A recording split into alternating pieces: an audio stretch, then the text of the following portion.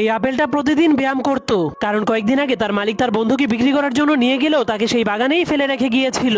এজন্য সে পরের দিন নিজেকে অনেক সুন্দর করার জন্য নিজের শরীরে লাল রং লাগিয়ে দেয় আর স্বপ্ন দেখতে শুরু করে মালিক এখন তাকেও বিক্রি করার জন্য স্টিকার লাগাবে। কিন্তু তখনই তার মালিক এসে এবারও তার অন্য একটা বন্ধুকে বিক্রি করার জন্য নিয়ে যায়, যার কারণে সে অনেক মন খারাপ করে হার মেনে যায় আর ভাবতে শুরু করে তার মালিক তাকে কখনোই বিক্রি করবে না। কিন্তু তখনই সে পাশেই একটা ব্যায়াম করার ঘর দেখতে পায়, যা দেখার পর সে অনেক খুশি হয়ে সেখানে গিয়ে 80 কেজি ডাম্বেল দিয়ে ব্যায়াম করতে শুরু করে দেয়। এভাবেই সে 2 বছর সেই জিমের মধ্যে অনেক পরিশ্রম করে, কিন্তু যখন সে নিজেকে মাপতে শুরু করে তখন সে বুঝতে পারে এত পরিশ্রমের পরেও সে একটুও বড় হয়নি। এজন্য সে বুদ্ধি খাটিয়ে একটা পাম্পের মেশিন দিয়ে নিজেকে ফুলিয়ে দেয়। এরপর সে অনেক খুশি হয়ে আবারও সেই গাছে চলে যায়। তখন তার মালিক এত বড় আপেল দেখার পর তাকে বিক্রি করার জন্য স্টিকার লাগিয়ে দেয়, কিন্তু হঠাৎ করে তার ভেতরে থাকা হাওয়াগুলোর সাথে সাথে তার স্টিকারটাও খুলে যায়। এজন্য তার মালিক তাকে রেখেই ট্রাক নিয়ে চলে যেতে শুরু করে, যার কারণে সে অনেক রেগে গাছের উপরে লাফিয়ে লাফিয়ে সেই ট্রাকটার পিছু করতে শুরু করে দেয়। কিন্তু এক গাছ থেকে আরেক গাছে যাওয়ার সময় তার হাতটা স্লিপ কেটে যায়, যার ফলে সে নিচে বসে থাকা একজন মানুষের মাথার উপরে পড়ে যায়। আর এই দুষ্ট আপেলটার কারণেই বিখ্যাত বিজ্ঞানী নিউটন গ্র্যাভিটির খোঁজ করতে পেরেছিল।